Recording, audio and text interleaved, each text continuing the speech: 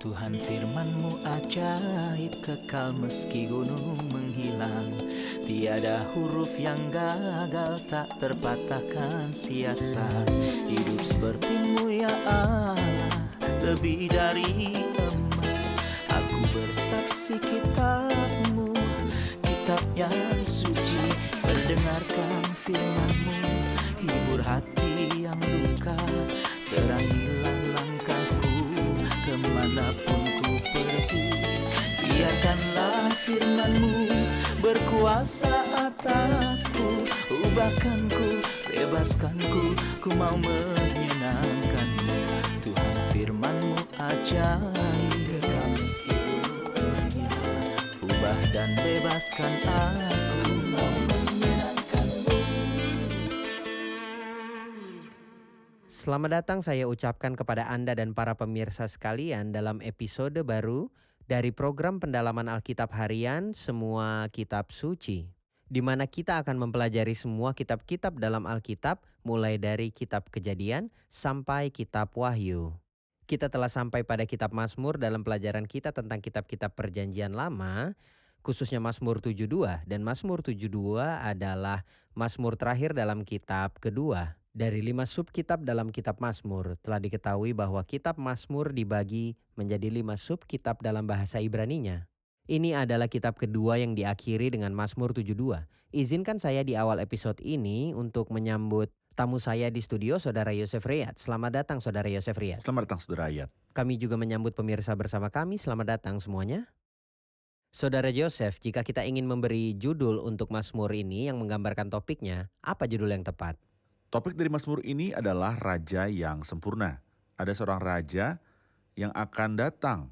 Bumi belum pernah melihat tandingannya. Di sini berbicara tentang kerajaannya, batas-batasnya dan penyebarannya, dan juga tentang berkat-berkat dari kerajaan yang berbahagia ini. Jika Anda berkenan, ceritakan kepada kami garis besar Mazmur ini sesuai dengan hal-hal yang Anda sebutkan. Baiklah, dari ayat 1 sampai 4, kita dapat melihat kerajaan Kristus yang adil. Dari ayat 5 sampai 11, kita melihat penyebaran kerajaannya yang luas. Lalu dari ayat 12 sampai akhir Mazmur kita menemukan berkat dari kerajaannya yang bahagia. Sehubungan dengan keadilan kerajaan ini, Alkitab berkata, "Ya Allah, berikanlah hukum-Mu kepada raja dan keadilan-Mu kepada putra raja. Kiranya ia mengadili umat-Mu dengan keadilan dan orang-orang-Mu yang tertindas dengan hukum. Kiranya gunung-gunung membawa damai sejahtera bagi bangsa dan bukit-bukit membawa kebenaran. Kiranya ia memberi keadilan kepada orang-orang yang tertindas dari bangsa itu, menolong orang-orang miskin tetapi meremukkan pemeras-pemeras." Seperti kita ketahui bahwa di zaman sekarang ini, bahwa orang-orang menderita ketidakadilan secara sosial, juga penindasan dari para raja dan pemimpin. Sungguh dunia sekarang ini penuh dengan ketidakadilan. Orang-orang mengeluhkan ketidakadilan. Bisa Anda ceritakan lebih banyak tentang pemerintahan Kristus? Ya, seperti yang Anda katakan, banyak orang yang menderita, terutama kaum minoritas. Mereka ditindas di segala negeri oleh kaum mayoritas. Kaum minoritas selalu dianiaya. Tetapi apa yang akan dilakukan oleh raja yang benar ini? Saya mengagumi bahwa dalam Mazmur yang singkat ini, sebuah kata diulang yaitu miskin, miskin, dan miskin. Tidak kurang dari 3 kali kita membaca dalam ayat 2 misalnya, orang miskinmu. Dan dalam ayat 4 kiranya ia memberi keadilan kepada orang-orang yang tertindas. Dan kita membaca di ayat 12, sebab ia akan melepaskan orang yang tertindas dan orang yang tidak punya penolong. Jadi ia memperhatikan orang-orang miskin sama seperti ketika ia datang pada kedatangan yang pertama. Jadi ia memperhatikan orang-orang miskin, berbahagialah orang yang miskin di hadapan Allah karena mereka yang punya kerajaan surga. Berbahagialah orang yang miskin, roh Tuhan ada padaku, oleh sebab ia telah mengurapi aku untuk menyampaikan kabar baik kepada orang-orang miskin. Siapa yang peduli dengan orang miskin saat ini? Kita hanya peduli kepada mereka yang dapat mengancam kita. Tetapi mengenai orang miskin, orang menginjak-injak mereka. Tetapi raja yang besar dan benar ini, yang pernah datang sekali tetapi ia disingkirkan dan tidak memiliki kerajaan. Ia akan datang kembali dan akan memerintah atas seluruh dunia. Dan kita tidak bisa melupakan harga yang harus dibayar untuk menegakkan keadilan dan kebenaran. Ia ditindas dan Benar. ia menderita. Benar. Namun ia tidak membuka mulutnya. Saudara Yosef, saya ingin Anda memberikan komentar pada ayat 3, kiranya gunung-gunung membawa damai sejahtera bagi bangsa. Kata gunung dalam Alkitab berarti pemerintah. Jadi itu berarti bahwa para penguasa, raja, dan pemimpin akan menghasilkan kemakmuran bagi rakyatnya. Dan bukit saya yakin mereka lebih kecil dari gunung, seolah-olah dikatakan para presiden dan wali kota, atau seperti presiden Amerika Serikat dan wali kota di setiap negara bagian. Jadi ada gunung dan juga bukit. Dan sebenarnya tidak ada kebaikan di gunung ataupun di bukit. Tetapi sesungguhnya seorang raja akan memerintah menurut kebenaran dan pemimpin-pemimpin akan memimpin menurut keadilan. Dan mereka masing-masing akan seperti tempat perteduhan terhadap angin dan tempat perlindungan terhadap angin ribut. Seperti aliran-aliran air tempat kering seperti naungan batu yang besar di tanah yang tandus. Ia akan datang, Raja Damai akan datang yang akan membawa damai sejahtera. Dan semua raja di bumi yang akan dia izinkan untuk memerintah harus memerintah dengan damai. Jika tidak, mereka tidak akan dapat memerintah karena dia adalah Raja Damai. Anda berkata bahwa bagian pertama dari ayat 1-4 menunjuk kepada kerajaan Kristus yang adil. Ya, Mulai dari ayat 5 berbicara tentang penyebaran kerajaan itu, batas-batas kerajaan itu, dan luasnya. Apakah batas-batas dari kerajaan itu? kitab kedua dari 5 kitab Musa yaitu kitab Keluaran. Dimulai dengan orang-orang yang menangis dan diakhiri dengan kemuliaan Tuhan yang memenuhi bait suci. Tetapi kitab kedua dari Mazmur ini yang terbagi menjadi 5 subkitab, kitab kedua ini yang berhubungan dengan kitab Keluaran ini dimulai juga dengan tangisan umat. Mazmur 42, 43, 44 tapi diakhiri dengan kemuliaan, dan kemuliaan ini tidak hanya memenuhi bait suci, tapi juga memenuhi alam semesta. Setiap tempat di bumi akan mengakui kemuliaan Allah, sebab bumi akan penuh dengan pengetahuan tentang kemuliaan Tuhan seperti air yang menutupi dasar laut. Makna yang maksud di sini bukan tentang tempat-tempat yang tersebar yang dipisahkan oleh jarak beberapa mil atau kilometer. Tidak, seluruh bumi akan penuh dengan pengetahuan tentang Tuhan seperti air menutupi laut, yang berarti tidak akan ada satu tempat pun yang tidak mengenal kemuliaan Tuhan. Seperti yang dikatakan dalam Yesaya 6 ayat 3, seluruh bumi penuh kemuliaannya. Kita rehat sejenak dan kembali untuk menerima pertanyaan. Pemirsa terkasih, kita akan bertemu kembali setelah jeda, nantikan. Mazmur ini, Mazmur ke-72 telah berakhir. Kitab Mazmur kedua yang sejajar dengan kitab Keluaran, kitab yang diakhiri dengan kemuliaan Allah yang memenuhi kemah suci. Ini adalah Mazmur nubuat yang menunjukkan kepada kedatangan Mesias sendiri untuk menegakkan kerajaannya. Kerajaan Kristus adalah kerajaan yang kekal.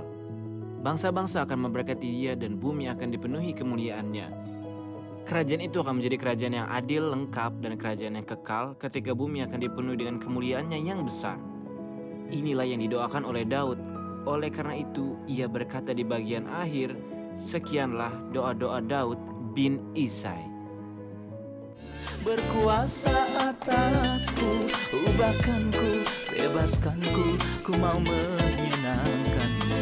Tuhan firman-Mu ajaib, kekal seluruhnya.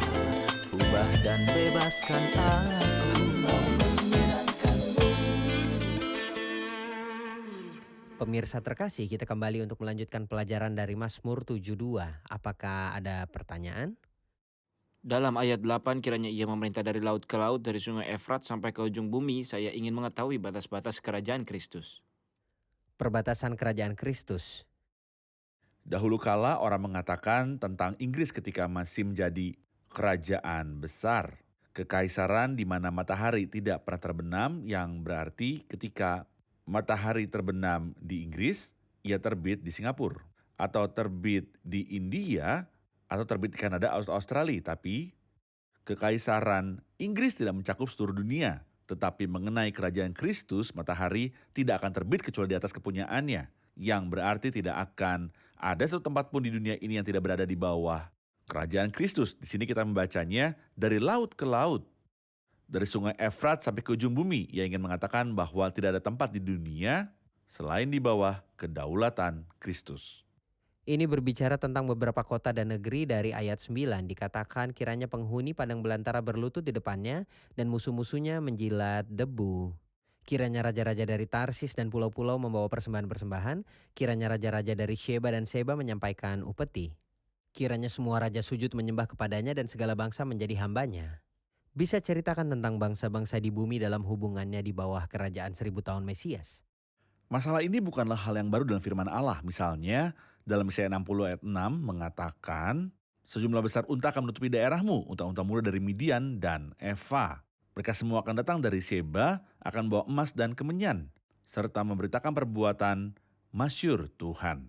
Ketika kita memeriksa Zakaria pasal 14, kita juga menemukan bahwa semua raja akan datang tahun demi tahun untuk menyembah dan membawa persembahan. Di sini dikatakan bahwa semua kekayaan dunia akan diberikan kepada Tuhan kita Yesus Kristus dan Dia layak untuk itu. Hal ini terjadi dalam skala kecil pada kedatangan Kristus yang pertama. Ketika orang Majus datang membawa emas, kemenyan, dan mur. Tetapi di Yesaya 60 ayat 6 tidak ada mur tetapi emas dan kemenyan. Mengapa ia tidak menyebutkan mur? Karena Kristus menghabiskan semua mur pada kedatangan yang pertama, tetapi emas dan kemenyan masih tersisa. Di masa depan, bangsa-bangsa akan memujanya sebagai raja dan imam besar, seperti Tuhan bermanifestasi dalam daging. Saya punya pertanyaan dalam tanda kurung mengenai orang-orang dan bangsa-bangsa yang akan diberkati dalam kerajaan 1000 tahun. Apakah Mesir akan termasuk di antara bangsa-bangsa yang diberkati di dalam kerajaan 1000 tahun? Faktanya, Mesir akan menjadi salah satu negara pertama yang akan menikmati berkat tersebut. Dalam Yesaya 19, pasal yang bahas tentang Mesir mengatakan pada waktu itu, Israel akan menjadi yang ketiga di samping Mesir dan di samping Asyur, satu berkat di atas bumi. Yang diberkati oleh Tuhan semesta alam dengan berfirman, diberkatilah Mesir, umatku, dan Asyur, buatan tanganku, dan Israel, milik pusakaku. Dan di pasal 68, Mazmur 68 yang telah kita bahas mengatakan, dari Mesir orang bawa barang-barang tembaga, Ethiopia bersegera mengulurkan tangannya pada Allah. Jadi jelas seluruh dunia akan diberkati dan khususnya Mesir. Jadi dalam Yesaya 19 diberkatilah Mesir umatku dan Asyur buatan tanganku dan Israel milik pusakaku. Hari ini bukankah sudah waktunya? Tidak, bukan sekarang, tetapi pada hari itu. Ketika Tuhan memerintah atas bangsa-bangsa. Ya. Pada hari itu terpujilah Mesir umatku, dan Asyur hasil karya tanganku, dan Israel milik pusakaku. Lalu kita memahami bahwa ketiga bangsa itu saling terkait satu sama lain dengan berkat. Maksud saya Mesir, Asyur, Benar. dan Israel ketiganya akan diberkati pada saat yang sama dan dengan cara yang sama. Mengapa? Karena Mesir, Asyur, dan Israel berasal dari Ham, Sem, dan Yafet. Dan negeri-negeri itu adalah negeri-negeri yang jika Anda membaca sejarah, Anda akan menemukan bahwa mereka selalu bertempur dan bertempur. Tapi pada hari itu akan ada sebuah jalan raya dari Mesir ke Asyur. Sebuah jalan terbuka. Dan berkat di ketiga negeri itu akan terjadi. Pada keturunan Sem yaitu Israel, keturunan Yafet yaitu Asyur, dan keturunan Ham yaitu Mesir. Tentu saja ini tidak terjadi sekarang. Tidak, itu tidak terjadi sekarang. Benar. Izinkan saya mendapat komentar Anda pada ayat 12 sebab ia akan melepaskan orang miskin yang berteriak minta tolong. Orang yang tertindas dan orang yang tidak punya penolong, ia akan sayang kepada orang lemah dan orang miskin, ia akan menyelamatkan nyawa orang miskin. Ia akan menebus nyawa mereka dari penindasan dan kekerasan, darah mereka mahal di matanya. Hiduplah ia, kiranya dipersembahkan kepadanya emas Sheba, kiranya ia didoakan senantiasa dan diberkati sepanjang hari. Apa tanggapan Anda terutama dalam memperlakukan orang yang tertindas secara adil? Baiklah ketika dikatakan darah mereka mahal di matanya, betapa murahnya darah saat ini. Murah. Hal yang paling murah. Maksud saya, sudah menjadi berita biasa yang tidak bisa mempengaruhi kita bahwa ada 40 orang tewas di sini atau 70 tewas di sana, berapapun jumlahnya, pemboman dan pembunuhan. Pemboman juga pembunuhan. Hal-hal yang menakutkan. Apakah ini kerajaan Kristus? Tentu tidak. Kedamaian akan berlaku selama kerajaan Kristus, bahkan predator akan kembali menjadi jinak. Hal ini jelas dari nubuat Yesaya, di sini dikatakan dan berharga darah mereka di hadapannya. Dan dia akan menyelamatkan mereka dari penindasan orang-orang miskin yang tidak ada yang peduli, tetapi Tuhan kita akan memperhatikan mereka. Siapa yang dimaksud dengan hiduplah ia kiranya dipersembahkan kepadanya emas Sheba dalam ayat 15? Kiranya ia didoakan senantiasa dan diberkati sepanjang hari. Hiduplah ia berbicara tentang raja, tapi tidak seperti kita memberi hormat pada raja dengan mengatakan panjang umur raja. Tidak, di sini artinya adalah bahwa kerajaan raja itu akan tetap ada untuk selama-lamanya, seperti yang dikatakan malaikat Gabriel berkata kepada Maria yang diberkati, ia akan memerintah dan kerajaannya tidak akan berkesudahan. Jadi dia akan hidup. Dan kiranya dipersembahkan kepadanya emas Sheba, seperti yang telah kita tunjukkan beberapa waktu yang lalu. Bahwa semua kekayaan, martabat, dan kemuliaan bangsa-bangsa akan diberikan kepada dia yang layak menerimanya. Segala sesuatu diciptakan melalui dia dan untuk dia. Sehingga hak itu kembali lagi kepada pemiliknya. Dan semoga doa terus-menerus dipanjatkan untuknya atau dipanggil setiap saat semua orang akan memanggilnya. Dari hati mereka, karena dia membawa kepada mereka apa yang orang-orang harapkan. Apa yang diharapkan manusia saat ini? Mereka mengharapkan berbagai hal, kedamaian dan kebaikan. Dan sayangnya tidak kedamaian dan kebaikan saat ini. Orang-orang lelah, tidak ada kedamaian, tidak ada keamanan, dan tidak ada kebaikan. Periksa apa yang dikatakan dalam ayat 7. Dan damai sejahtera berlimpah-limpah. Ya, Dan dalam ayat 16, biarlah tanaman gandum berlimpah-limpah di negeri. Yang berarti ada banyak kebaikan dan kedamaian yang berlimpah. ya. Jadi orang-orang akan mendoakan kebaikan baginya karena dia membawa kedamaian, kebahagiaan, dan kebaikan jiwa bagi mereka. Kita akan rehat sejenak dan kembali untuk mempelajari bagian terakhir tentang berkat-berkat kerajaan Kristus. Kita tahu salah satu ciri kerajaan ini adalah keadilan, dan batas-batas kerajaan itu seluruh dunia, dan kita akan berbicara tentang berkat-berkat kerajaan itu. Pemirsa yang terkasih, saya akan jumpai Anda setelah jeda, nantikan. Sebenarnya ada banyak cara untuk mempelajari Alkitab, tetapi cara yang paling saya rasakan bermanfaat adalah mempelajari tokoh-tokoh Alkitab. Saya mengumpulkan semua bagian yang dibicarakan tentang karakter ini dan kemudian membaca dan mempelajari setiap bagian untuk mengetahui apa yang dikatakan tentang karakter tersebut. Hal ini tidak menghalangi saya untuk mempelajari sebuah kitab dari Alkitab atau sebuah topik, tetapi sebagian besar waktu saya mempelajari karakter dari Alkitab. Berkuasa atasku, ubahkanku, bebaskanku, ku mau menyenangkanmu. Tuhan firman-Mu ajaib, kekal seluruhnya. Ubah dan bebaskan aku, mau menyenangkanmu.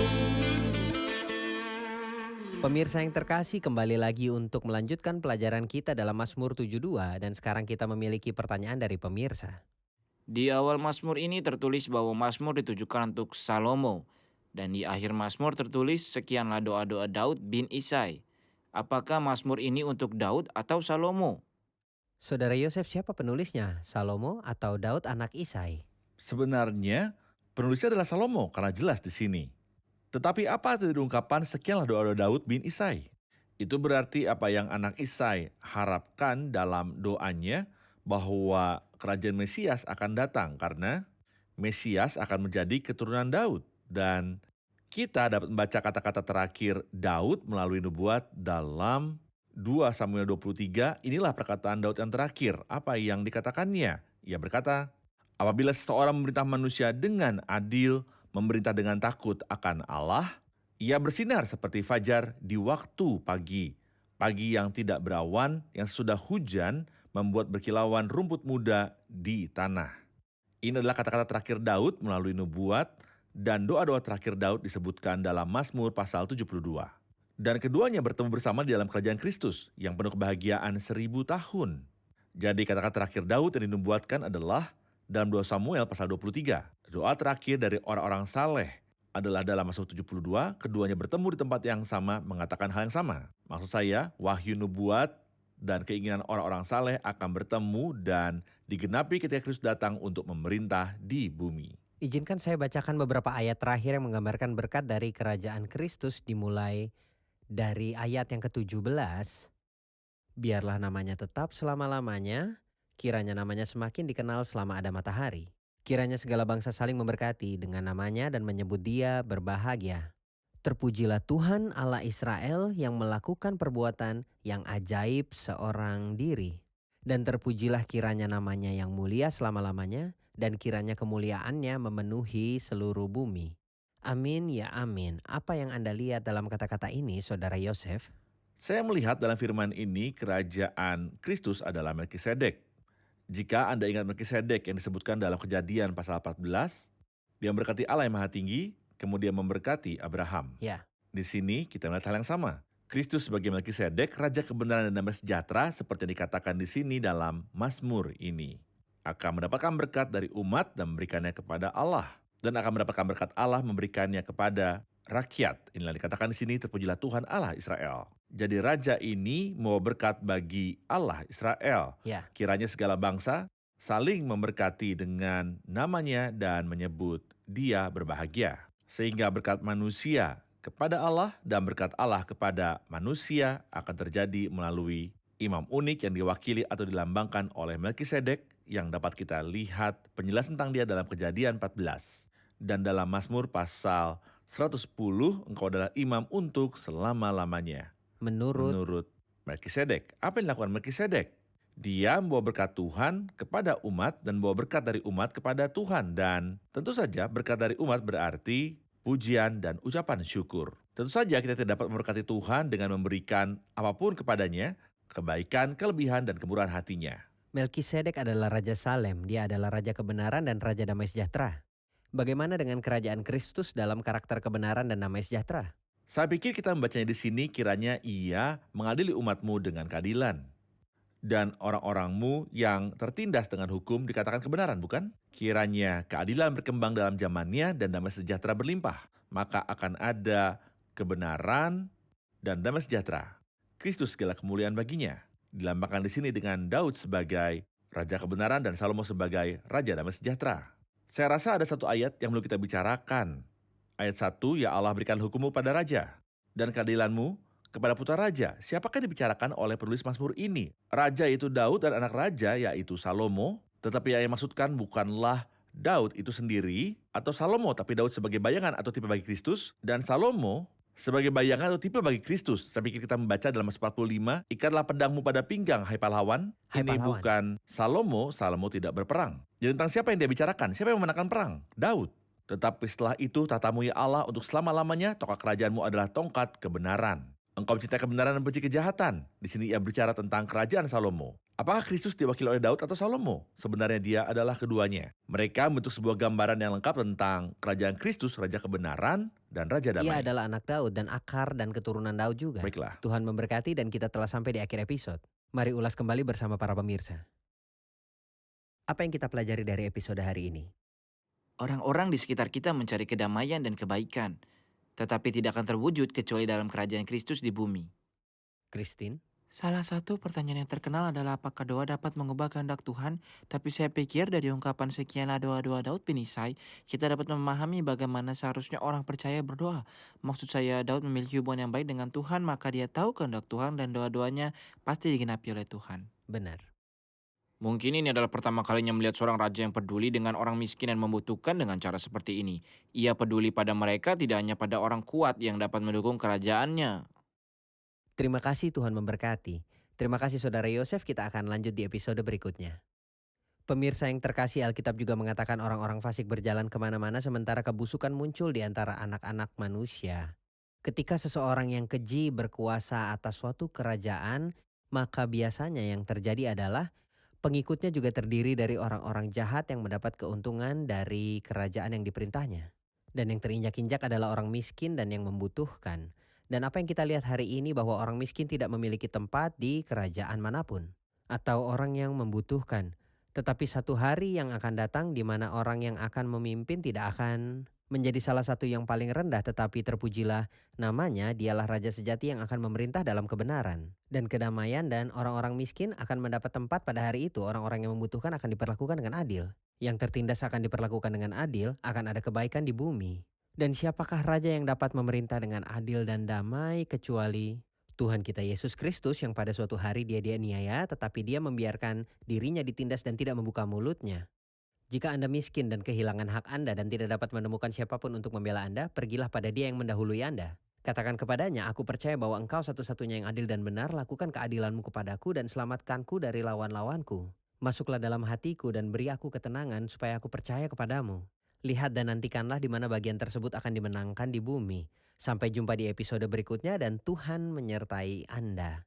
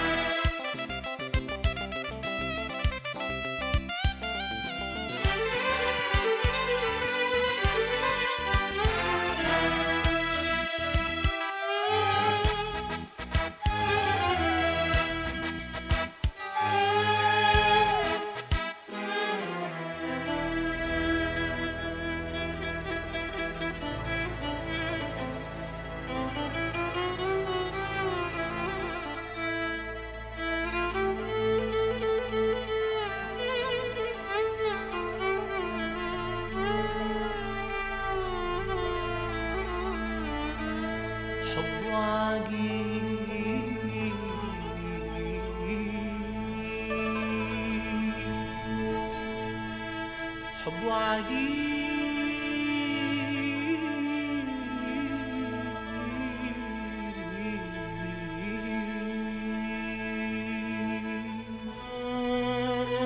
ولا كل حبيب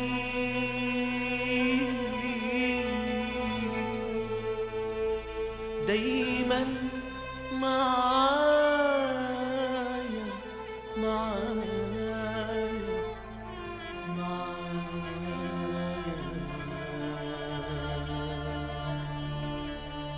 أبدا ما يغيب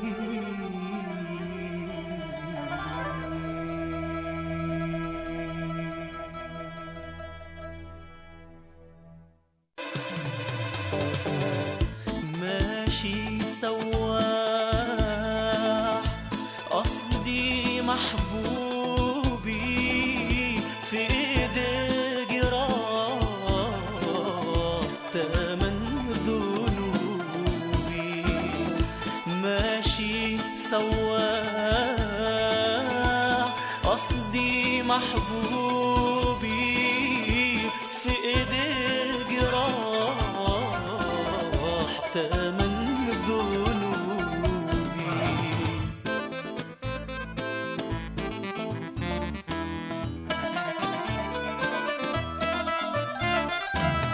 علامة حبه عاره وصلبه من الموت نجاني أدخلني قلبه علامة حبه عاره وصلبه من الموت نجاني أدخلني قلبه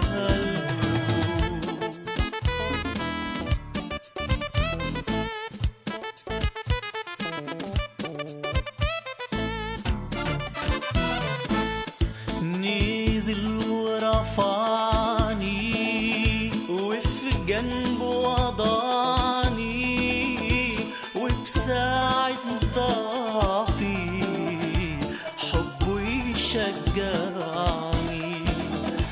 نزل ورفعني وفي جنبه وضعني وفي ساعة ضعفي حبه يشجعني